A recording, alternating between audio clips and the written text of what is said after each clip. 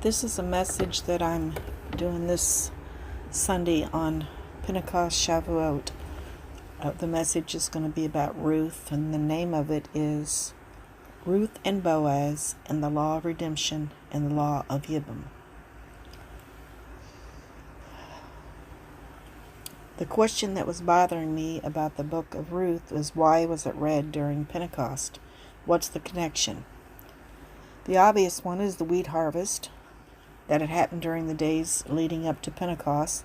The other one is that Ruth is a type of the Gentile bride accepting the Torah and Jehovah as her God. Well, we all know that Ruth is a Moabite, not only a Gentile but a heathen, people who worship the god Chemosh, and the law strictly forbids this. But I've always saw this as a beautiful love story, and it is, but I just found out it is so much more. This story is about legacy. It's about the Law of Yibbum, or the Levirate marriage. I don't know if I'm saying that right. Levirate marriage, which is found in Leviticus 19, 9 through 10. This is an unusual procedure to assure that the continuation of a family in the event of the death of a husband without issue. If a widow had no son, she could request the next of kin to take her and raise children to continue the family bloodline. This is found in Deuteronomy 25, 5 through 10.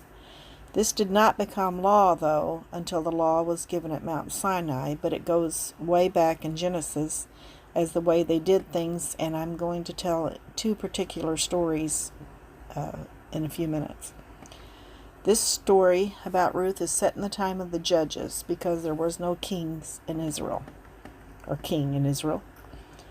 The first chapter is about the storyline, and the key word in chapter 1, found over and over, is the word return. So I'm going to go into the next part, Elimelech, which that's the name of Naomi's husband.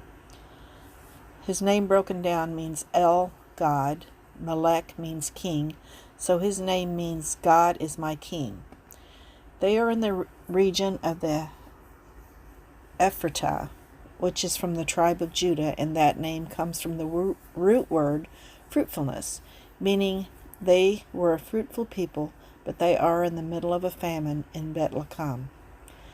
Bethlehem, that's Hebrew for house of bread, or we know it as Bethlehem. So he takes his two wives and two sons, he takes his wife and two sons, and leaves for Bethlehem and goes to the land of Moab. His two sons are named Machlon, which means to be sick, and Helion means to be frail or destruction.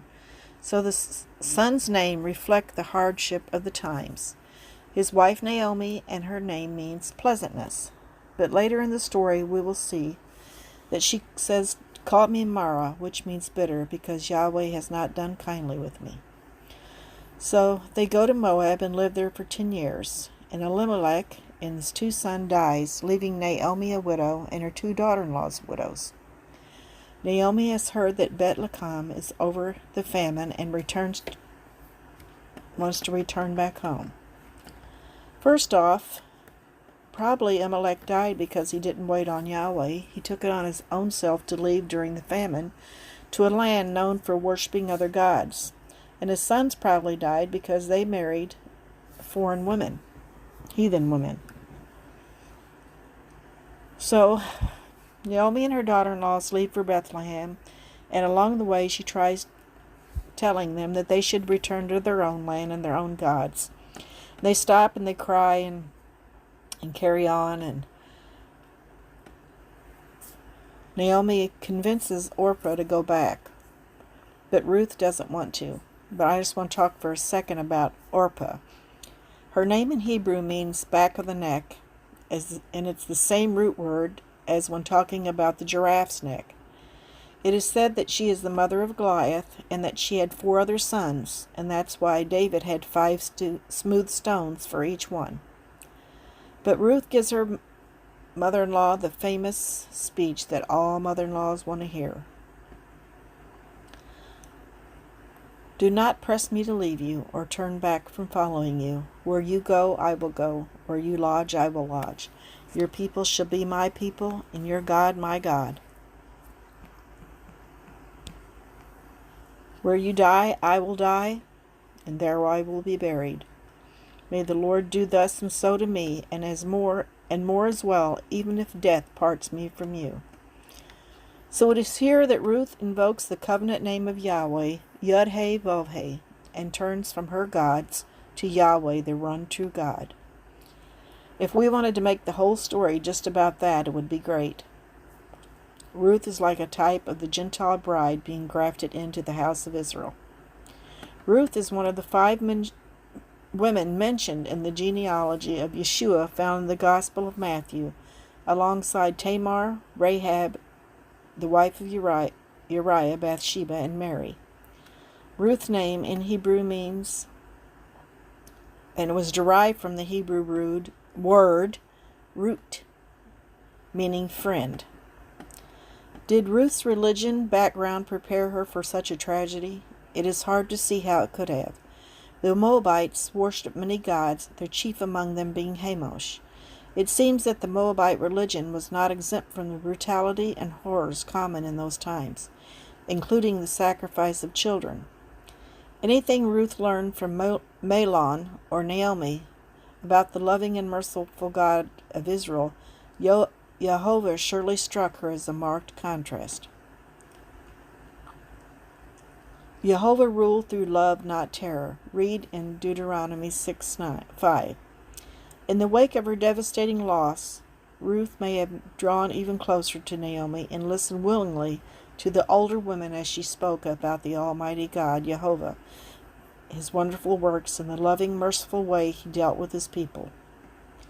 So here, in the middle of the road, after crying for a while, Naomi accepts that Ruth is going to go with her, and so they continue on to Bethlehem.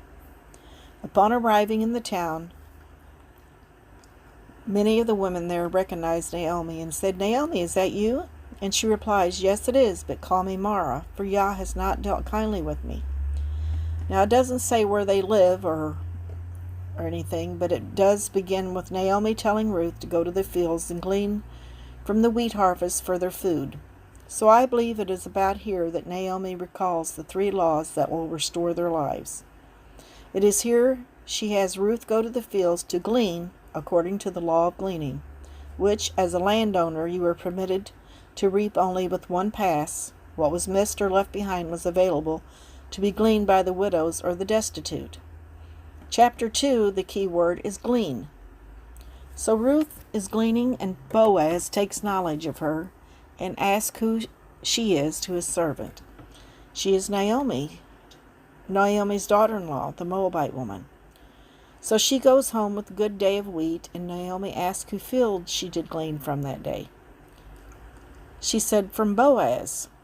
So, this is where I believe that Naomi gets that little ding, ding, ding in her head. And we will see that maybe here also as she's planning to use the law of redemption and the law of Yibbum, the Levirate marriage law. So she said, "Keep gleaning. Go about your business and keep gleaning in Boaz's field."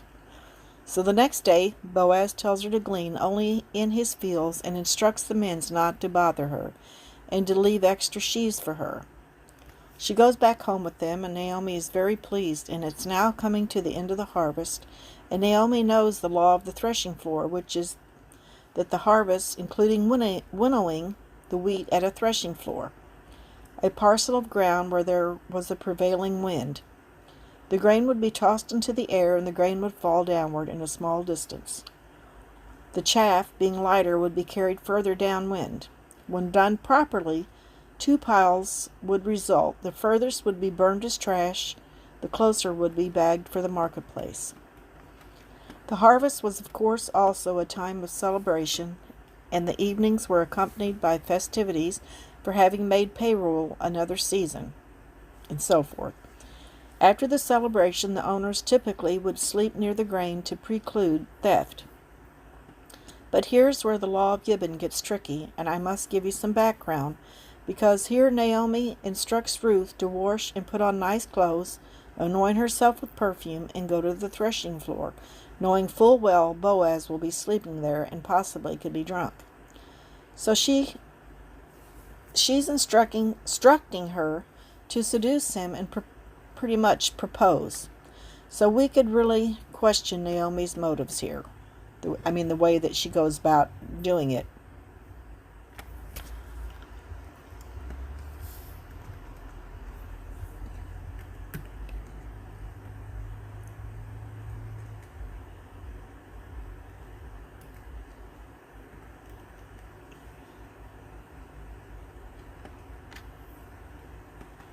So now a little bit for the background. Sorry for the pause there. I'm kind of going through my notes and correcting some stuff as I go. Now going back to Genesis, we see this played out in the story of Lot and his 2 daughters. They seduced their own father to have children because of the Law of Yibbum. Now, I've always wondered why these stories was in there and if this was wrong or whatever, but this time I really did some heavy studying, and now I understand why Lot's 2 daughters did what they did. So we think of it as incest, and it is, but it was to carry on the lineage. And we'll see that their children are mentioned in the genealogy of Yeshua. So in chapter 38 of Genesis, that Judah, now we're going to jump over to chapter 38. I think that was out of Lot's daughters, was out of Genesis 18. But in Genesis 38, it says that Judah refuses to abide by the law concerning his daughter-in-law Tamar. And so I never could understand these 2 stories. Why were they even in the Bible? But now, looking back and studying all this, I can understand it. It's because of the Law of Yibbum. Tamar's husband dies, and Judah instructs the next brother, Onan, to take her as a wife, but he lets his seed fall to the earth on purpose, and so Yah is not pleased with him, and he dies. So then the youngest of their brothers, Shelah, Judah doesn't want to give up for this, so he holds him back. And so Tamar acts on her own to invoke this law and dresses as a harlot and seduces him. He has no goat or money, if you will, to pay her, so she asks for a token until he can return with payment. He gives her his staff and his seal and his cord. And these were all the way that he gave his signature or his approval. It's like a credit card, a debit card, or whatever. Or this is how he give her these 3 things until he could bring back the money, or the goat, I think it was. So then he hears that she is pregnant, and he wants to kill her according to the law. And she asks him if he recognizes the 3 things that she had, because they belong to the father of the child. So Judah humbled himself and said she was more honorable than me, so he's admitting that he didn't give his youngest son because of the Law of Yibbum, and so it's really his fault. But when you stop and think about it, she dressed like a prostitute, and he's along the road and just takes her up on the offer. But in her mind, she was wanting to continue the legacy through the Law of Yibbum because she was done wrong by Judah. So she has Perez and Zerah, who also are in the genealogy, and for this very reason, I believe, all this was to give you the background for Ruth. It's my opinion. Another thing that I found was that this was the second time Judah had heard those words. Do you recognize these? Because he was the one who initiated the selling of his brother Joseph and took the bloody coat of many colors and gave back to his father to prove Joseph was dead. So Ruth and Lot's daughters and Tamar all used seduction to carry out the Law of Yibbum. And I never did see it this way. I never understood any of this until I did this study. So now we are going to meet the next players in this prophetic story is Boaz. And Naomi is about to invoke the law of redemption because Boaz is their next of kin and she knows the law. The key word in chapter 3 is lie at his feet. So she tells Ruth to make herself pretty and go to the threshing floor and pull back Boaz's garment at his feet and ask him to cover her. She does just that, and at midnight he awakens and asks who it is, and she says it's Ruth. So really what she's doing when she asks him to cover her, she's proposing. And he gladly does it. And he's a very honorable man. He did it all in honor. He says, I'm not the closest of kin, but lay here till dawn so you won't be seen, and go home in the morning and wait until I ask the next of kin.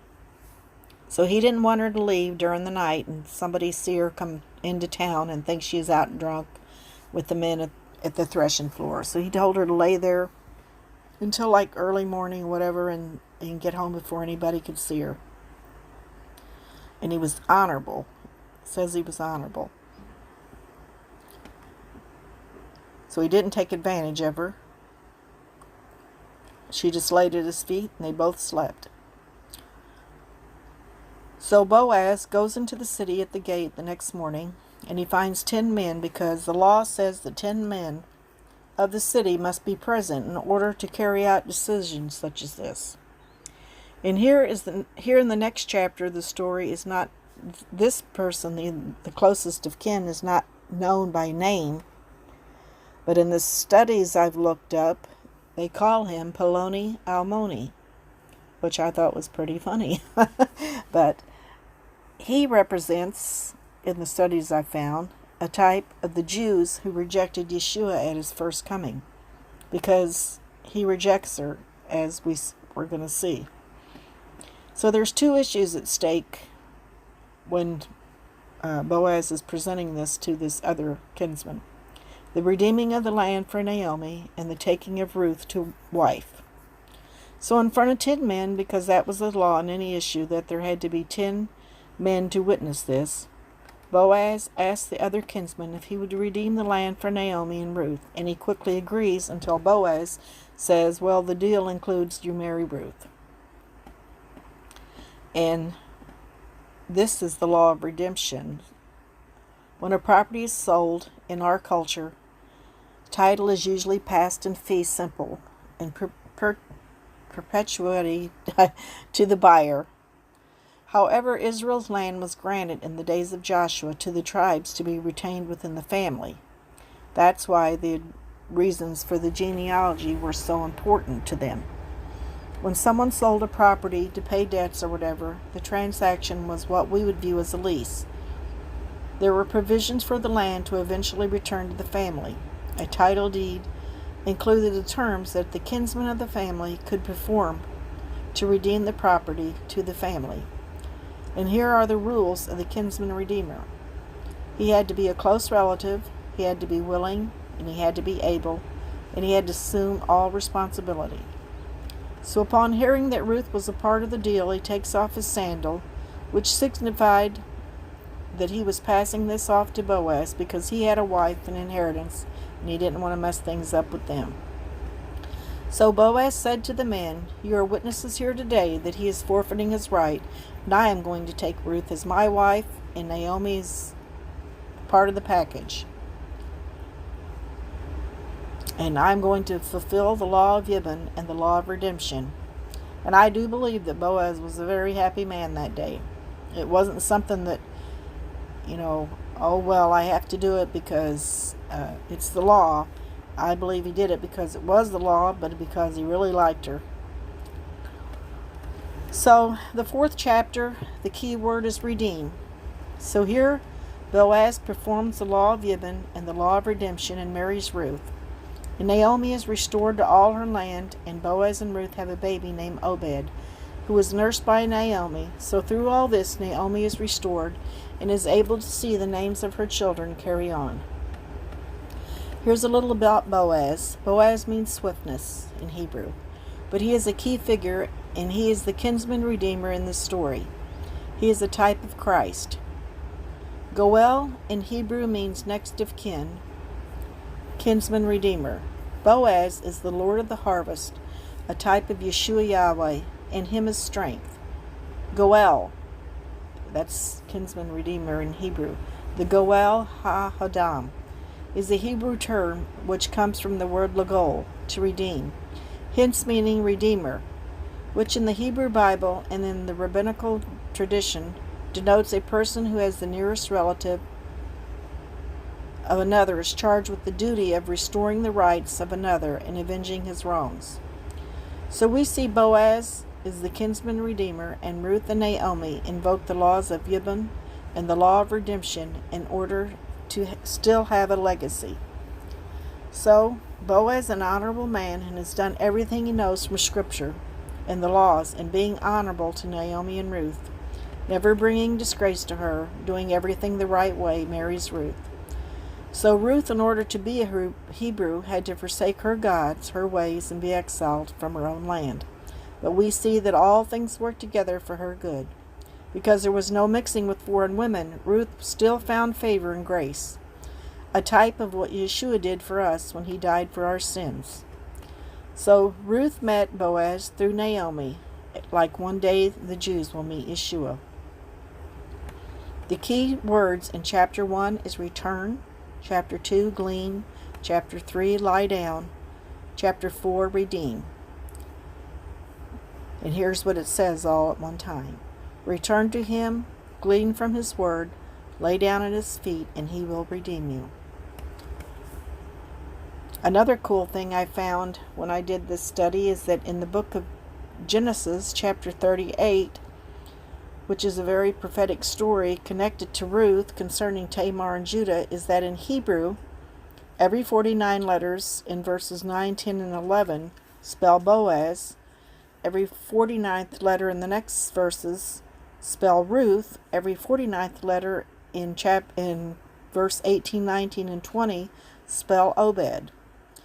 And it's awesome that it's 49 days of counting the Omer leading up to Pentecost, and so I don't believe that's by accident that name was put in there. Those three names were put in Genesis chapter 38 because it was the background for Ruth. So in closing, remember to return to him, glean from his word, lay down at his feet, and he will redeem you. And that just know that Yahweh is working all things out for your good, and nothing is by accident. There may be a famine, but wait on Yahweh. Don't be like Elimelech and run, but wait. You may be in despair, but there's light at the end of the tunnel, and just like the stories in the Bible, your life is a story in the making, and Yah is in control, and this too shall pass.